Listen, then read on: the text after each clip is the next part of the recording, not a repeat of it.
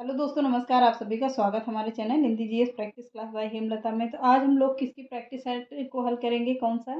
हिंदी। हिंदी में very important प्रश्न है, तो एक एक प्रश्न इंपॉर्टेंट है, तो आप लोग वीडियो को स्किप मत करना और देखना पूरा। आज के सेशन को पूरा देखना। तो आज का पहला प्रश्न देखते हैं। मंदिरा पहली कक्षा में पढ़ती है और वह मुझे आम बहुत अच्छा लगता है, मैं थक गई आदि वाक्यों का प्रयोग करती है। तो मदिरा कैसी है? लिंग, वचन, क्रिया आदि की आदि दृष्टि से सर्वनाम का प्रयोग करना चाहती है, केवल सर्वनाम का ही प्रयोग जानती है, केवल लिंग की ही दृष्टि से ही सर्वनाम का समुचित प्रयोग करना चाहती है, केवल मैं वाले वाक्य में ही बोल सकती है। तो क्या होगा? यह प्रश्न कह रहा है क्या होगा? लिंग, वचन, क्रिया आदि की दृष्टि से सर्वनाम का प्रयोग करना चाहती है। तो पहला ही ऑप्शन सही है। अगला प्रश्न देखते हैं। भाषा। अगला प्रश्न है भाषा। नियमों की जानकारी से ही निखरती है, विद्यालय में ही सीखी जाती है, केवल नियमबद्ध व्यवस्था है, सदैव व्याकरण के नियमों से ही अनुगमन करती है। तो कौन सा ऑप्शन सही माना जाता है? तो केवल एक नियमबद्ध व्यवस्था होती है भाषा। तो सी ऑप्शन सही है। अगला प्रश्न देखते हैं। भाषा की पाठ्य पुस्तक का निर्माण करते समय सबसे कम महत्वपूर्ण बिंदु है। भाषा की विभिन्न छटाएं, अभ्यासों के वैविध्य, पाठों की संख्या, विषय वस्तु में वैविध्य। तो क्या होगी? पाठों की संख्या होगी। सी ऑप्शन सही है। अगला प्रश्न देखते हैं। एक से अधिक भाषाओं का प्रयोग ऑप्शन पे चलते हैं। आज पहला ऑप्शन देखते हैं। किसी भी एक भाषा में निपुणता में बाधक है, कक्षाई जटिलताओं को बढ़ाता है, शिक्षकों के लिए गहन समस्या है, संज्ञानात्मक विकास में सहायक है। तो फोर्थ ऑप्शन एकदम राइट ऑप्शन है। अगला प्रश्न देखते हैं। भाषा अर्जन और भाषा अधिगम के संदर्भ में कौन सा कथन सही नहीं है? तो नहीं है कि विशेष ध्यान दीजिएगा कि नहीं है पूछ रहा है। तो पहले ऑप्शन पे चलते हैं। सांस्कृतिक विभिन्नता भाषा अर्जन और भाषा अधिगम को प्रभावित करने वाला महत्वपूर्ण कारक है। भाषा अर्जन में विभिन्न संकल्पनाएं मातृभाषा में बनती हैं। भाषा अर्जन में कभी भी अनुवाद का सहारा नहीं लिया जाता है। भाषा अर्जन सहज और स्वाभाविक होता है, जबकि भाषा अधिगम बहुप्रयास पूर्ण होता है। तो कौन सा ऑप्शन सही पूछ रहा है? तो मातृभाषा आ गया। यहीं से समझ लेते हैं। भाषा अर्जन में विभिन्न संकल्पनाएं क्या होती है? मातृभाषा में बनती हैं, अर्थात सेकंड ऑप्शन सही है। अगला प्रश्न देखते हैं। एक बहुभाषिक कक्षा में आप किसे सबसे कम महत्वपूर्ण देंगे? बच्चों को सिखाना कि वो दो भाषाओं के मध्य विद्यमान सबसे कम पूछ रहा है, यानी कि नहीं है ऑप्शन पूछ रहा है। बच्चों को सिखाना कि वे दो भाषाओं के मध्य विद्यमान समानता व अंतर का विश्लेषण कैसे किया जाता है। विभिन्न प्रकार का बाल साहित्य, कक्षा में विभिन्न प्रकार की सामग्री में समृद्ध वातावरण। यह होगा कक्षा की बहुभाषिक बहुसांस्कृतिक संदर्भों के प्रति संवेदनशील। ये भी ऑप्शन सही है, ये भी ऑप्शन सही है। और कौन सा? सेकंड ऑप्शन भी सही है, पर पहला ऑप्शन क्या है? गलत है। यानी कि ये तीनों ऑप्शन सही हैं तो कट जाएंगे। गलत पूछ रहा है तो पहला ऑप्शन गलत है, यानी सही भी है और प्रश्न की दृष्टि से। तो अगला प्रश्न देखते हैं। प्राथमिक स्तर पर भाषा की पाठ्य पुस्तकों में किस तरह की रचनाओं को स्थान दिया जाना चाहिए? केवल कहानियाँ, केवल आ गया तो यहीं कट जाता है। केवल कहानियाँ अथवा कविताएं, विदेशी साहित्य की रचनाएं, ऐसी रचनाएं जो बच्चों के परिवेश से जुड़ी हों और जिसमें भाषा अलग अलग छटाएं हो। तो क्या है?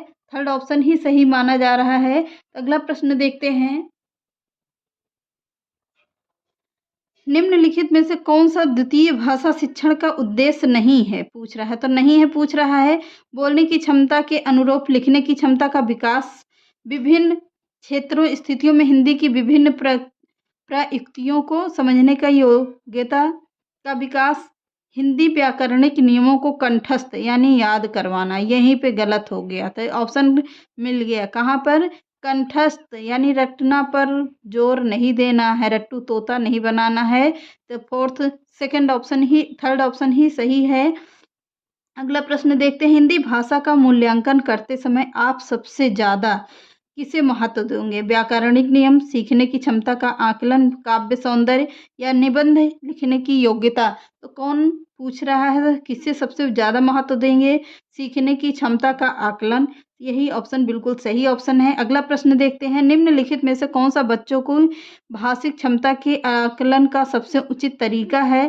संज्ञा शब्दों में 2 उदाहरण दीजिए। बादल, आसमान, चिड़िया। बच्चे के साथ संज्ञा शब्दों का प्रयोग करते हुए एक कहानी लिखिए। संज्ञा की परिभाषा को पूरा देख कीजिए, संज्ञा को परिभाषित कीजिए। तो कौन पूछ रहा है सबसे उचित तरीका है? तो सेकंड ऑप्शन ही बिल्कुल सही तरीका है।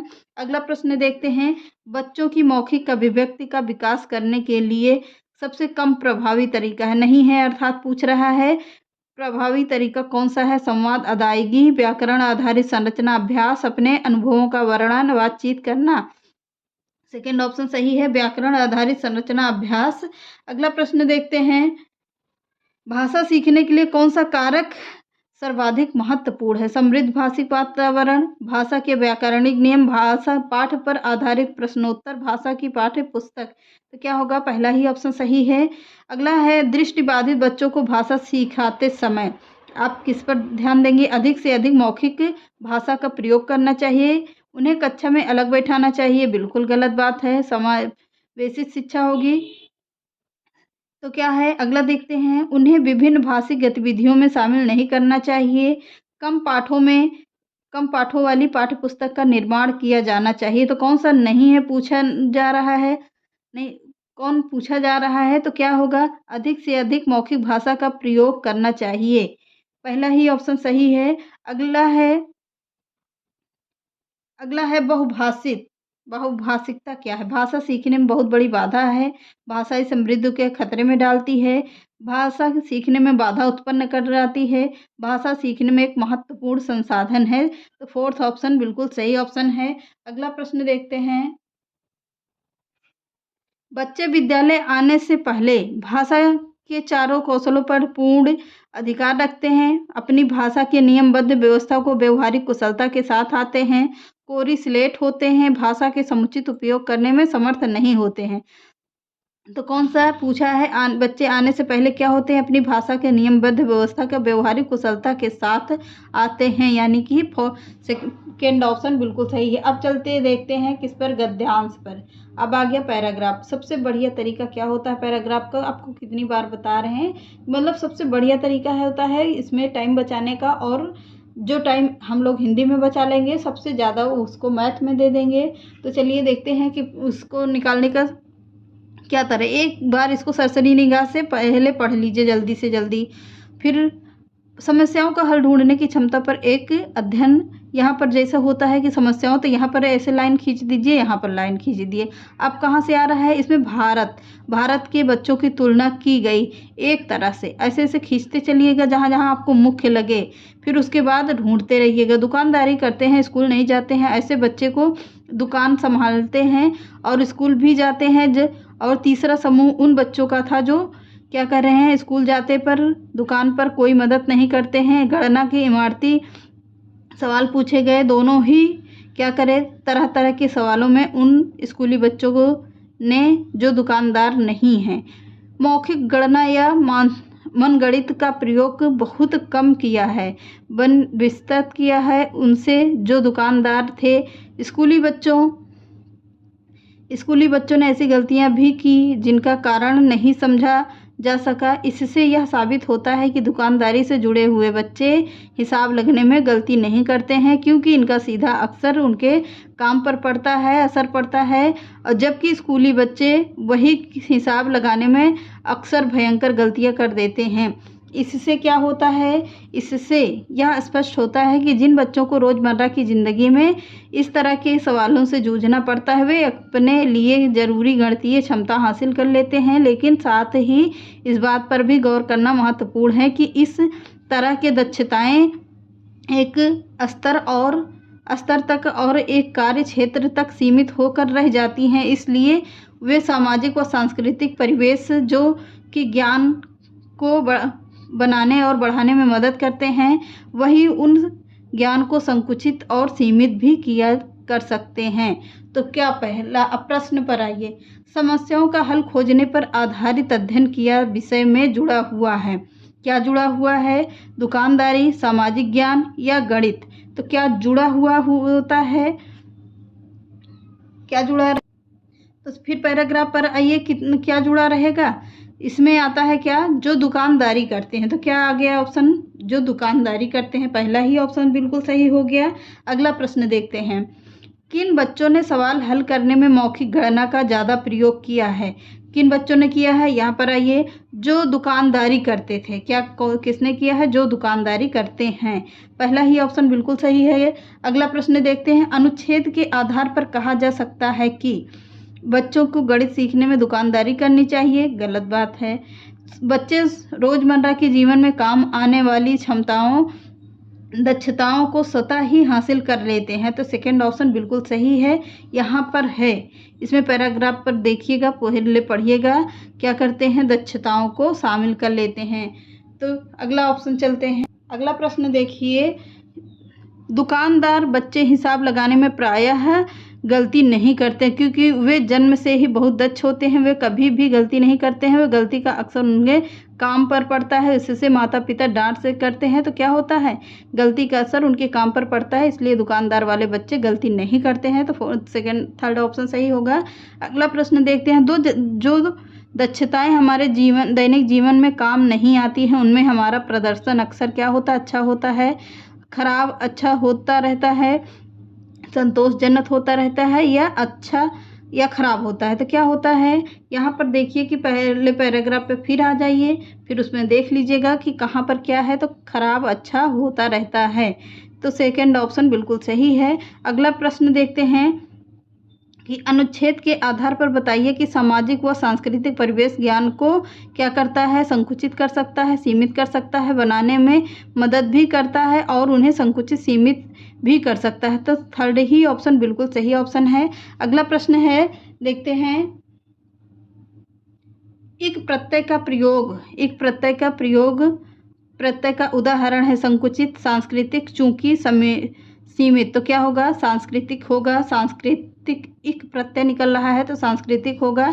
अगला प्रश्न देखते हैं, मन गणित का अर्थ है मन ही मन, हिसाब लगाना, कठिन या मन गणित या मनपसंद गणित। तो क्या है, मन ही मन, हिसाब लगाना है। तो अगला प्रश्न देखते हैं, संयुक्त क्रिया का उदाहरण है। क्या अध्ययन किया गया, दुकानदार संभालते हैं, हिसाब लगाते हैं या स्कूल जाते हैं। तो क्या है, अध्ययन किया गया, पहला ही ऑप्शन सही है। अब चलते हैं पद पर आते हैं, गद्य का हो गया ऑप्शन। अब पद पर देख लेते हैं। यहाँ से पैराग्राफ से आप लोग विशेष ध्यान दीजिएगा, बहुत अच्छे अच्छे प्रश्न हैं आज के सेशन में। तो हरा भरा हो जीवन अपना, स्वस्थ रहे संसार, नदियाँ पर्वत हवा पेड़ से आती बहार, बचपन कोमल तन मन लेकर आए अनुपम जीवन लेकर, जग से तुम और तुमसे प्यारा संसार है, हरा भरा हो जीवन अपना, स्वस्थ रहे संसार, वृंद लताएं पौधे डाली।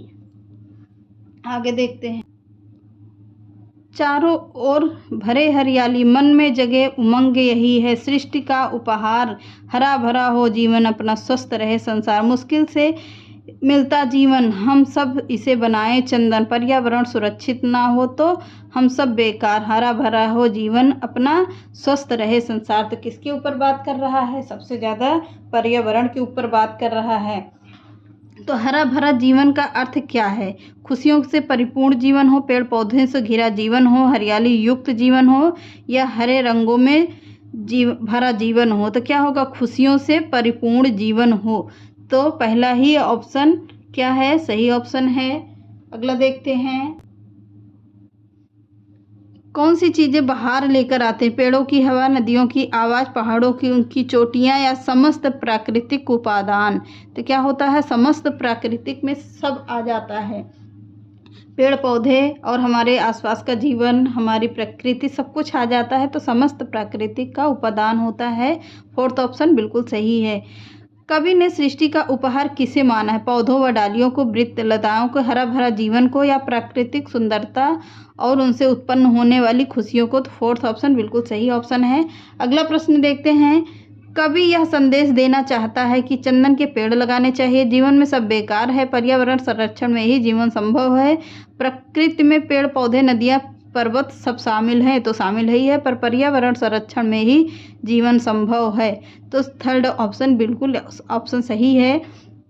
अगला देखते हैं, प्रश्न, जग से तुम और तुमसे प्यारा संसार पंक्ति के माध्यम से कवि कहना चाहता है क्या? संसार का अस्तित्व व्यक्तियों को से स्वतंत्र है। व्यक्ति और संसार दोनों का अस्तित्व एक दूसरे पर निर्भर करता है। संसार चलाने के लिए व्यक्तियों की आवश्यकता होती है। व्यक्ति का अस्तित्व क्या होता है? संसार में स्वतंत्र है। तो क्या है? व्यक्ति और संसार दोनों का अस्तित्व एक दूसरे पर ही निर्भर करता है। तो सेकंड ऑप्शन बिल्कुल सही ऑप्शन है।